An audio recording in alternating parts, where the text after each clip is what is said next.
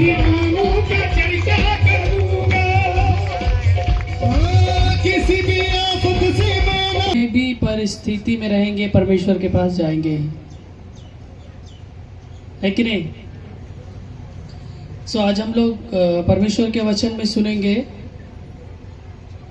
कि समय को हमें बहुमूल्य समझना चाहिए। नहीं तो शैतान जो है, हम यदि उस समय को बहुमूल्य नहीं समझते तो शैतान जो है अपना जंगली बीज छीट कर चला जाता। और हम कितना भी लंबी चौड़ी प्रार्थना कर रहे, बहुत बार होता है क्या तरक्की नहीं होता है। हम कुछ बाबाओं को लाकर घरडी बंधवाते हैं, 20-20 हज़ार खर्च करते, मगर कोई फर्क नहीं पड़ता। हालेलुया। कारण क्या है आज हम लोग सुनेंगे। पर जब लोग सो रहे थे तो उसका शत्रु आकर गेहूं के बीज, जंगली बीज बोकर चला गया। जब अंकुर निकले और बालें लगी तो जंगली दाने के पौधे भी दिखाई दिए। इस पर गृहस्थ के दासों ने आकर उससे कहा, हे स्वामी, क्या तूने अपने खेत में अच्छा बीज ना बोया था? फिर जंगली दाने के पौधे उसमें कहां से आए? उसने उनसे कहा, यह किसी शत्रु का काम है। दासों ने उससे कहा, क्या तेरी इच्छा है कि हम जाकर उनको बटोर लें? उसने कहा, नहीं, ऐसा ना हो कि जंगली दाने के पौधे बटोरते हुए तुम उनके साथ गेहूं भी उखाड़ लो। कटनी तक दोनों को एक साथ बढ़ने दो, और कटनी के समय मैं काटने वाले से कहूँगा कि पहले जंगली दाने के पौधे बटोर कर जलाने के लिए उनके गट्ठे बांध लो। कहने का मतलब है, हम यदि प्रभु के लोग हैं तो हमारा विरोधी कौन है? कौन है हमारा विरोधी? पड़ोसी जो लड़ाई झगड़ा होता है वो नहीं, शैतान। समझ रहे? हम इंसानों का विरोधी या धार्मिक लोगों का विरोधी शैतान होता है। यहाँ पे लिखा है परमेश्वर के वचन में, जब लोग सो रहे थे तो उसका शत्रु आकर गेहूं का बीज, गेहूं के बीज में जंगली बीज बोकर चला जाता है।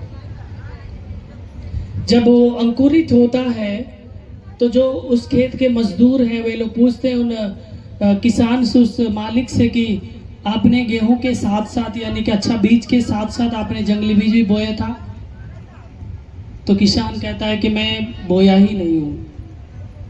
तो वे लोग बोलने लगे कि हम लोग उसको छाट के निकाल दें, बटोर दें। तो किसान का आवाज आता है कि नहीं, यदि तुम जंगली बीज को बटोर के बाहर निकालना चाहोगे तो अच्छा बीज भी जंगली के साथ फेंक दिया जाएगा। हालेलुया। कहने का मतलब है, यदि हम प्रभु में हैं, हम यदि अच्छा कर्म कर रहे, परमेश्वर के अनुसार रियल चल रहे हैं, तो बहुत बार शैतान हमारे जीवन में, हमारे परिवार में एंट्री मारता है। कहने का मतलब, हम यदि धर्मी व्यक्ति हैं तो हमारे घर में किसी न किसी को शैतान बहला फुसला कर अपनी ओर खींचता है और हमारे घर में टेंशन, कुछ प्रॉब्लम होने लगती है।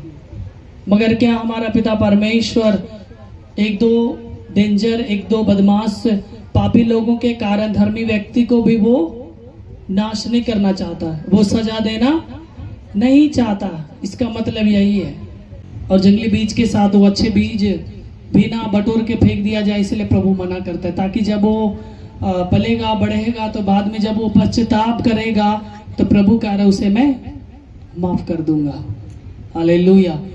क्योंकि हमारे प्रभु यीशु मसीह हम पापियों को बचाने के लिए आए, और भी संसार में ईश्वर आए। अधिकतर हम लोग सुनते हैं वे लोग पापियों का नाश करने के लिए आए, मगर हमारा यीशु मसीह पापियों को बचाने के लिए आया। कितना फर्क है। हालेलुया। बाई चांस हम प्रभु में हैं और यदि हमारे परिवार में ऐसा हो रहा है तो प्रभु कह रहा, हमें असल बीज बनना है, हमें जंगली बीज बनने की कोशिश नहीं करना है। बाई चांस बहुत बार ऐसा होता है।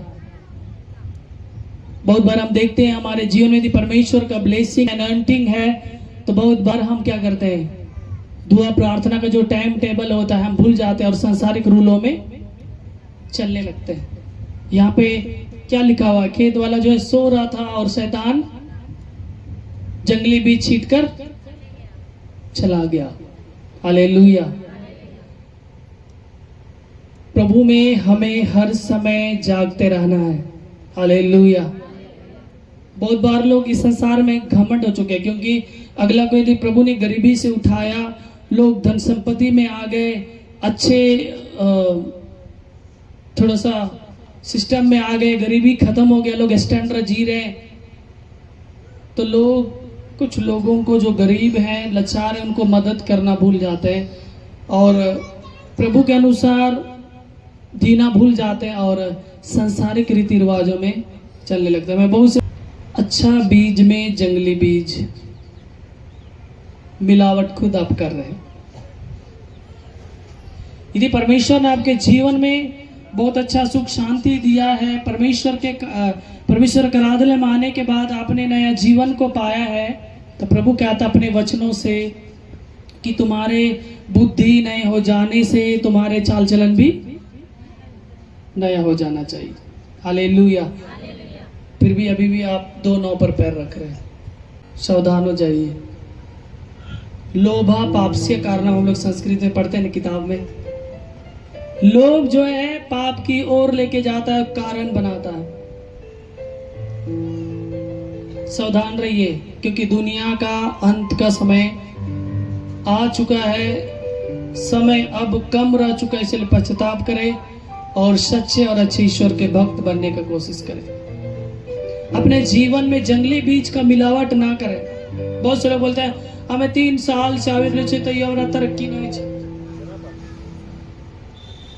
अब नशा करते हैं, थोड़ा थोड़ा कर लेते दोस्त यार में, तो जंगली बीज मिल गया भाई। हम जो अभी अपने जीवन में जो जंगली बीजों को डाले हैं, दो नाव पर पैर रख रहे हैं, सावधान हो जाइए, क्योंकि मरने के बाद हिसाब देना पड़ेगा। और यहाँ पे जितने भी लोग हैं ना, जो आपको समझाया, नया जगह पे लाए लोग, आपके गवाही होंगे, वहाँ पे गवाही देंगे, सचमुच ऐसा था, मुझसे भी लेगा परमेश्वर, खुदा मुझसे भी जवाब लेगा।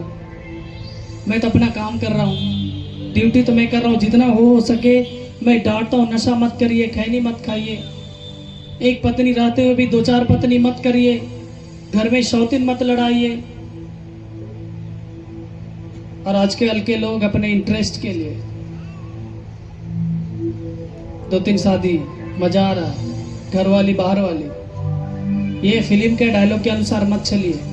फिल्मी दुनिया के लोग करोड़ में लूटते हैं, बाद में उनका अपना जमाना होता।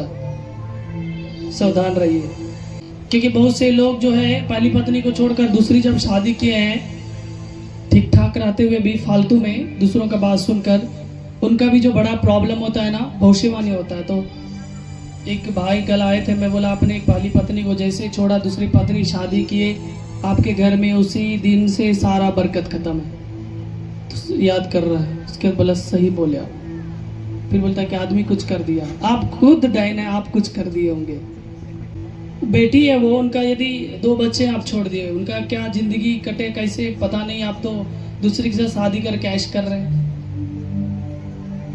कम से कम परमेश्वर से डरिए, उसको सब पता हम यहाँ पे क्या कर रहे हैं। और उस धर्म के ठेकेदारों से दूर रहिए जो 3-4 शादी करने के लिए आपको बार बार वो प्रेस डाले, वर्गलाए।